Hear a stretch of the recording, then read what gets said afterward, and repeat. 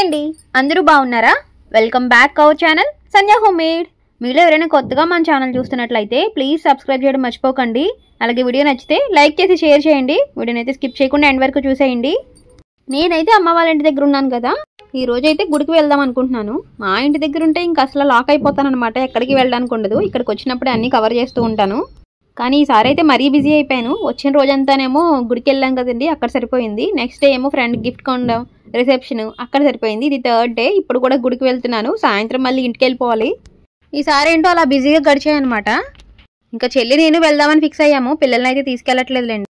ఎండలు అయితే సమ్మర్ కంటే కూడా దారుణంగా కాస్తున్నాయి. సో పిల్లల్ని తీసుకెళ్ళట్లేదు. అందుకే మేము మాత్రం వచ్చేద్దాం అనుకుంటున్నాము. కొంచెం దగ్గరే కాబట్టి అమ్మ వాళ్ళ ఇంటి దగ్గర నుంచి. మా ఇంటి దగ్గర నుంచి అయితే కొంచెం దూరము.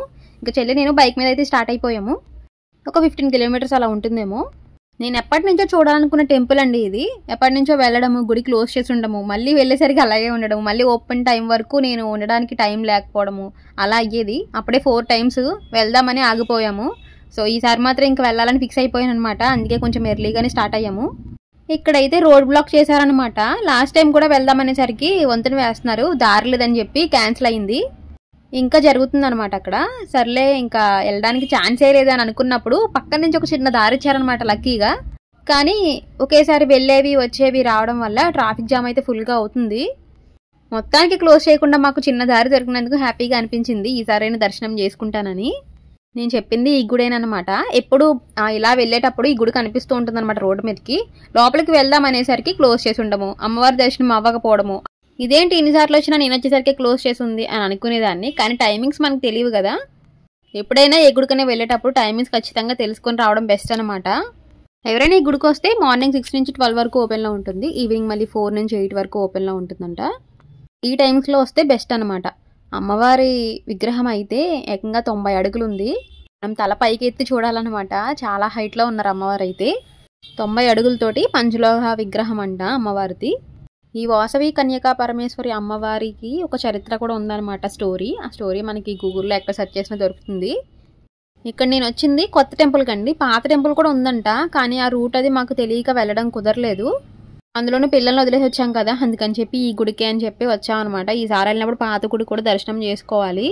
అమ్మవారి విగ్రహంతో పాటు పక్కన చాలా మంది ఋషులవి వాళ్ళ భార్యలవి కూడా విగ్రహాలు ఉన్నాయన్నమాట. కింద వాళ్ళ పేర్లు, వాళ్ళ గోత్రాలు కూడా ఉన్నాయి. అమ్మవారితో పాటు అక్కడికి ఆహుతయ్యారు కాబట్టి ఆ ఋషులు, వాళ్ళ భార్యలు, గోత్రనామాలు కూడా అక్కడ విగ్రహాల్లో ప్రతిష్ఠించారనమాట. ప్రతిదీ డీటెయిల్గా అక్కడ మెన్షన్ చేసి ఉందనమాట. కానీ స్టోరీ తెలిస్తేనే ఆ విగ్రహాలు, ఆ ఋషుల పేర్లు అవన్నీ మనకు తెలుస్తాయి. ఫస్ట్ చూసినప్పుడు నాకు అసలు ఏం అర్థం కాలేదు. అక్కడ ఎవరైనా అడుగుదామంటే ఎవరు కూడా లేరనమాట. నేనే గూగుల్లో సెర్చ్ చేసి కొంచెం తెలుసుకున్నాను. ఇంకా తెలుసుకోవాల్సింది ఉంది. సో నాకు తెలిసిందే మీతో కూడా షేర్ చేశానండి. ఇంకా అమ్మవారిని దర్శనం చేసేసుకున్నాము. అక్కడ ప్రసాదం ఇస్తే తీసుకున్నాము. ఇంకా లడ్డు, పులిహోర ప్రసాదాలు కూడా ఇస్తున్నారనమాట. మేము ఇంకా 2 కూడా తీసుకున్నాము. ఇప్పటి వరకు అమ్మవారి గుడి ఒకటే తెలుసు అనమాట. పక్కనే ఇంకొక బిల్డింగ్ ఉంది, అక్కడ అద్దాల మండపం ఉందనమాట అమ్మవారిది. మాకు అసలు తెలియదు. అక్కడ ఉన్న వాళ్ళు చెప్పారనమాట. వేరే ఊరి నుంచి ఒకరు ఈ టెంపుల్ చూడడానికి వచ్చారంట. ఇంతకు ముందు కూడా వచ్చారు కాబట్టి వాళ్ళకి ఒక ఐడియా ఉంది. మేము ఫస్ట్ టైం వచ్చాం కాబట్టి మాకేం అర్థం కాలేదనమాట. అద్దాల మండపం చూడడానికి వాళ్ళు కనీసం 5గురు ఉండాలని చెప్పారు. కానీ ఇంకెంతమంది ఉంటే అంతమంది వెళ్ళొచ్చు. మనిషికి 10 రూపీస్ టికెట్ అనమాట. పైన ఉందండి ఇవన్నీ అద్దాలు ఉన్నాయి. ఒక్కొక్క అద్దంలో ఒక్కొక్కలా కనిపిస్తుంది అనమాట. అద్దాల్లో కూడా రకరకాల అద్దాలు ఉంటాయి కదా, అవన్నీ ఉన్నాయి. అలాగే అమ్మవారు, ఇంకా చుట్టూరు కూడా దేవుళ్ళవి విగ్రహాలు ఉన్నాయి. ఈ లైటింగ్స్ అవి మారుస్తూ ఉన్నారనమాట.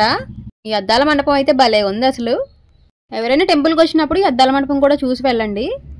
వీడియో తీసుకొచ్చాను పర్మిషన్ అడిగి వీడియో తీసుకున్నాం అనమాట. నాకు తెలిసి చాలా మందికి తెలిసి ఉండదు ఇక్కడ అద్దాల మండపం ఉందని. ఎందుకంటే గుడికి ఈ వెనకాల ఉందన్నమాట ఈ బిల్డింగ్. మాతో పాటు వచ్చిన వాళ్ళు చెప్పారు కాబట్టి ఈ అద్దాల మండపం కూడా చూడగలిగాం అనమాట. ఓన్లీ మేమే వస్తే మాత్రం అమ్మవారి దర్శనం చేసుకుని వెళ్ళిపోయే వాళ్ళము. ఈ వెనకాల బిల్డింగ్కి అయితే వచ్చేవాళ్ళం కాదు. ఇక్కడ భోజనాలు కూడా పెడతారంట. ఇది కూడా మాకు తెలియదు అనమాట, వాళ్ళే చెప్పారు. మన పేరు, గోత్రం రాస్తే వాళ్ళు టికెట్ ఇస్తారనమాట. ఇంక ఈ పక్కన ఇదంతా కళ్యాణ మండపం అంట. ఇక్కడ పెళ్లిళ్ళు జరుగుతాయి అనమాట. ముందు వచ్చిన వాళ్ళు వెళ్ళిపోయారనమాట. తర్వాత ఇంకొక ఆంటీ వచ్చి మళ్ళీ వీటి గురించి కూడా చెప్పారు. ఇదంతా కళ్యాణ మండపం అని, ఇక్కడ రూమ్స్ కూడా ఇస్తారని చెప్పి. అక్కడ చాలా రూమ్స్ ఉన్నాయి, ఏంటో అనుకున్నాము. ఆంటీ డీటెయిల్ గా చెప్పారనమాట. తర్వాత భోజనాలు కూడా ఇక్కడ పెడతారని చెప్పి తీసుకెళ్లారు. ఎలాగో వచ్చాం కదని చెప్పి 1 అవర్ పైనే వెయిట్ చేసి భోజనం అయితే చేసేసాము. ఇక్కడ అన్నదానం అయితే చాలా నీట్ గా మెయింటైన్ చేస్తున్నారని చెప్పాలి. ప్లేట్ చూస్తేనే అర్థమైపోతుంది కదా. మనకి రైస్ అయినా కర్రీస్ అయినా మళ్ళీ మళ్ళీ అడిగి మరీ వేస్తున్నారనమాట. వాటితో పాటు నెయ్యి కూడా వేస్తున్నారు. భోజనం టేస్ట్ కూడా చాలా బాగుంది. మేము వచ్చేసరికి గుడి క్లోజ్ చేసేసారనమాట. మళ్ళీ 4కే ఓపెన్ చేస్తారంట. ఇక్కడ అమ్మవారిది యజ్ఞ స్తూపం కూడా ఉంది. నేను చూసాను కానీ అమ్మవారివి డీటెయిల్డ్ గా ఇప్పుడే చూసాను అనమాట. కింద అయితే వాటర్ ఉందండి, పైన ఇలా కలసంలా కనిపిస్తుంది మనకి. చుట్టూరు అమ్మవారివి అన్ని అవతారాలు కనిపిస్తాయండి మనకి. అమ్మవారి పేర్లు కూడా మెన్షన్ చేశారు క్లియర్ గా. ఒకవైపు నుంచి చూస్తే మాత్రం ఈ అమ్మవార్లందరినీ వాళ్ళ పేర్లని మనం చూడలేము. ఇలా చుట్టూరు వెళ్తే మనకి క్లియర్ గా కనిపిస్తుంది అనమాట. వాసవి కన్యకా పరమేశ్వరి అమ్మవారిని ఈ పేర్లతో కూడా పిలుస్తారనమాట. అమ్మవారి దర్శనానికి ఎక్కడెక్కడి నుంచో కూడా భక్తులు వస్తూ ఉంటారు. పెనుగొండలో ఉంది ఈ టెంపుల్. 2019లో కట్టారంటండి. చాలా ఎత్తైన గుడి, అలాగే చాలా పాపులర్ ఈ మధ్య కాలంలో. తణుకుకి పాలకొల్లుకి మధ్యలో ఉంటుందన్నమాట. ఎవరైనా అటుగా వెళ్ళేటప్పుడు ఈ గుడి రోడ్డు నుంచే కనిపిస్తుంది మనకి. దర్శనం చేసుకుని వెళ్ళొచ్చు. ఇంకా గుడి మొత్తం చూసేసి ఇంటికైతే బయలుదేరుతున్నాము.